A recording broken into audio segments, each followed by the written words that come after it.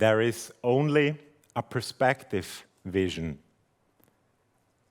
the ability to see.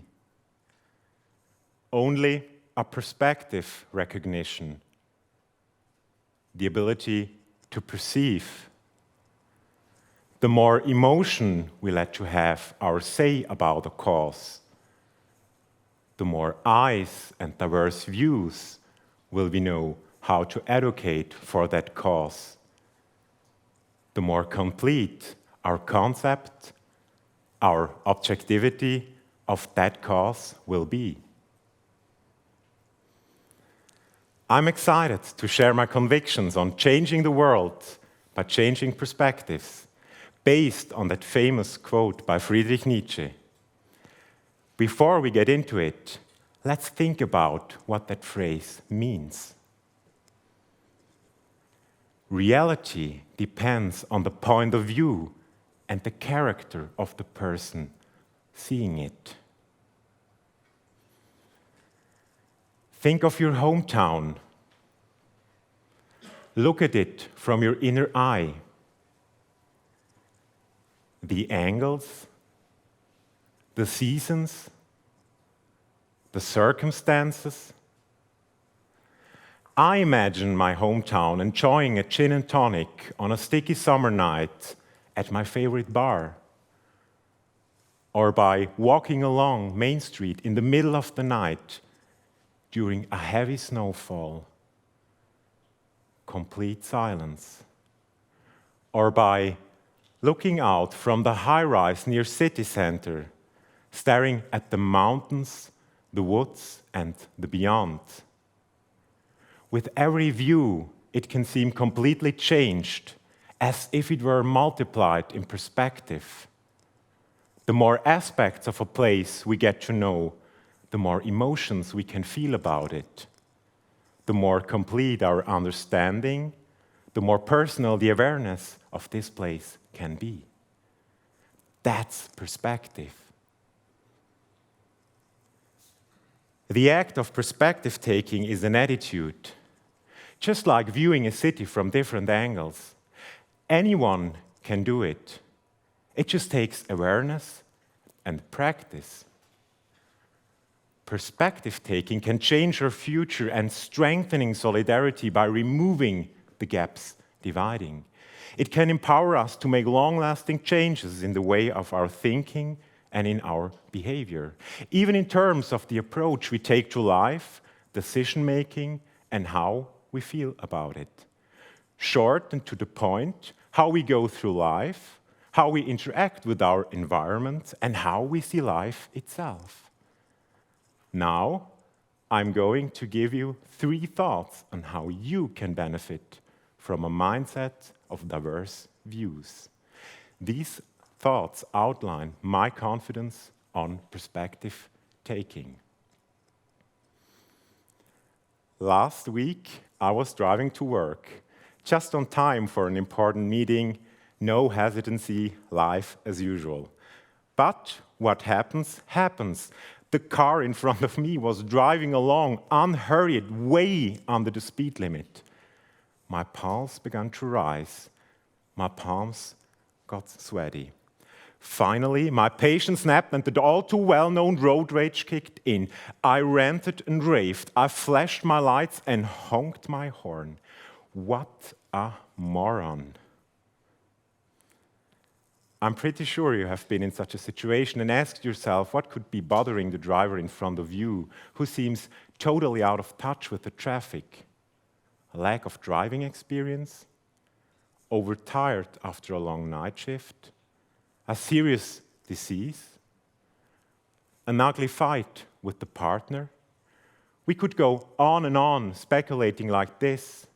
It is, in fact, the perfect mind game to practice the art of reception, the foundation of changing the ability to perceive and bring you down to earth at the same time. Accept situations, unbiased. Many things in life are beyond the range of influence. Acceptance allows us to recognize a particular situation for what it is, without judging it. We become able to think more rationally and be less stressed. Asking yourself about possible causes for a specific circumstance is one way to get there.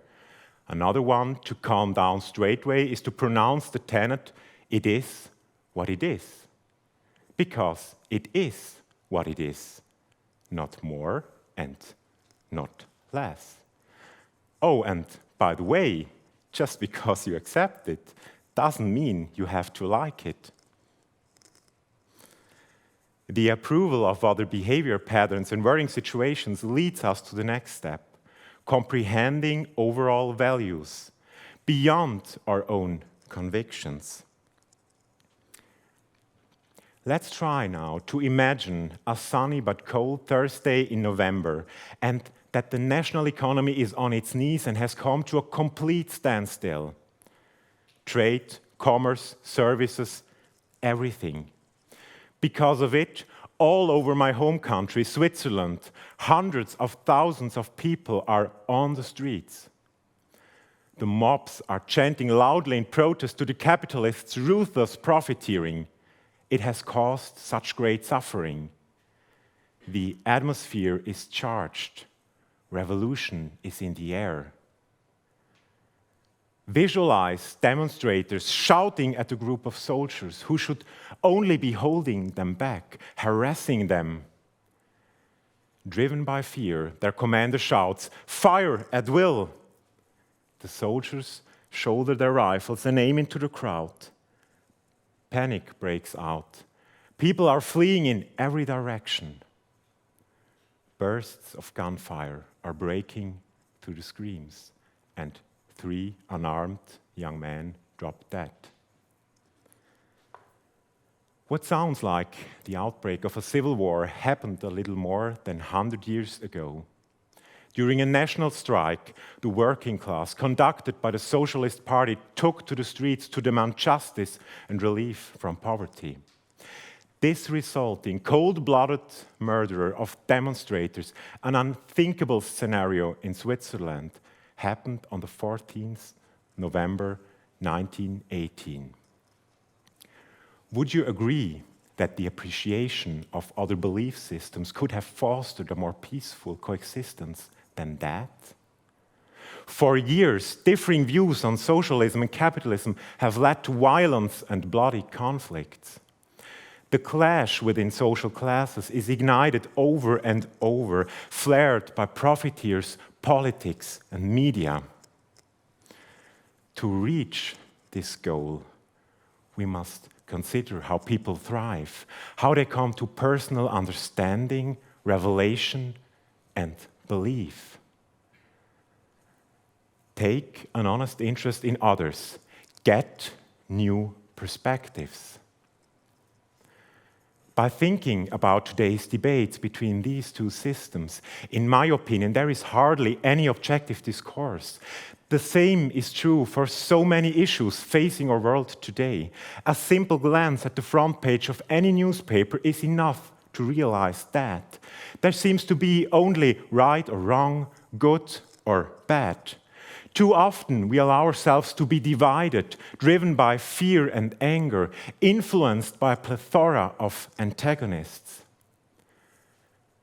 The first step out of this deadlock towards a change of perspective is as simple as it is expedient. Face your counterpart and ask sincere questions. Don't hesitate to go deep. Listen actively to every remark and idea. Try to empathize and not to judge. Every attitude, every way of thinking has its roots, cause and effect. The more questions, the more context. Once this is internalized, the foundation for a common ground is established, and the ability to truly understand someone else's point of view is given. Creating acceptance, asking questions. Not so complicated so far, is it? But what's it good for? To stay grounded, interested and open-minded? It all sets the stage for the most personal added value to the array of perspective taking, changing our world instead of just accepting it. Imagine, once a man was walking through an elephant camp in Zimbabwe. He noticed that they were only tied with a thin rope on one leg. He looked at the elephants and wondered why they didn't break free, considering how strong they are. Curious, he asked one of the trainers about the reason. The trainer smiled and said, "When they're young and much smaller, we use the same sized rope to tie them. As they grow up, they're conditioned to believe that they can't get away, so they never try. Over time, those elephants deemed it impossible to break away." To believe that what we want to achieve is possible is the most important step, no matter how much the world tries to hold us back. What keeps us from doing so could be a lack of control, uncertainty, and anxiety about the future. It is often easier to hand over the reins and just let ourselves drift. This is where backcasting comes in. A planning method originally developed in the early 90s and advanced by the renowned futurist Matthias Horks. So, what's it about and where's the perspective-taking part in it? We all know the methodology of foresight. A forecast is a statement about the future, a construction from the perspective of the here and now, based on our past experiences. Our brain wisely forms hypotheses and abstractions in which the future can remain open but still imaginable. This relationship of tension with the future keeps us alive. But negative emotions like fear, doubt, and concern often play a major part in this way of predicting. What's more, our inner focus on a situation nails us in the present, or better said, in the past. With backcasting, we turn our forecasts upside down. For this, we switch the perspective and paint a picture of a desirable future, one as we can imagine, as we would like it to be. We create a vision that influences us, an inner image, a concept of reality. Now, we ask ourselves what in particular we did that brought us from the present to the future to reach that vision. In doing so, we change the direction of our questioning. We don't ask what could go wrong, but how it would be if we managed it, how we got there.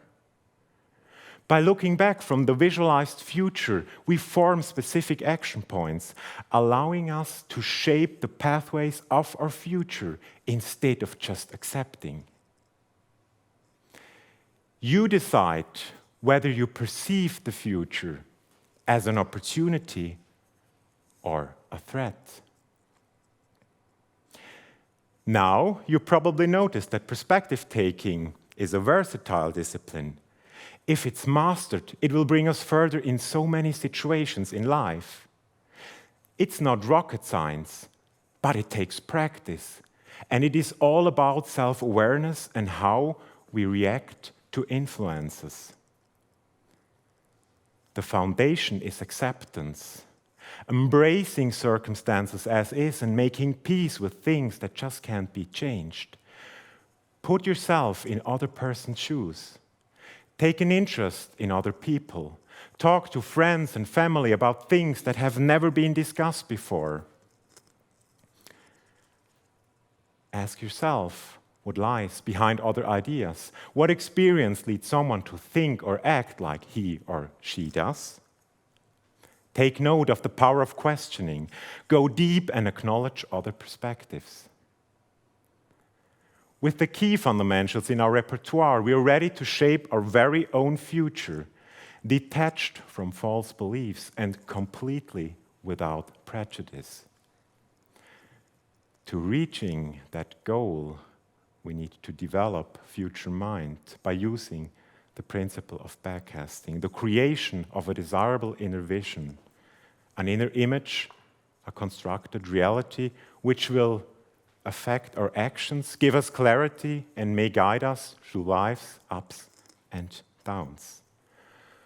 Ultimately, our personal attitude empowers us to frame our future, and with that, our personal environment, by simply changing our point of view. We ourselves are the future that leads to change. Paul Watzlawick put it straight. I am free because I am not at the mercy of reality. I shape reality. Changing your world by changing perspectives. It's up to you. Thank you.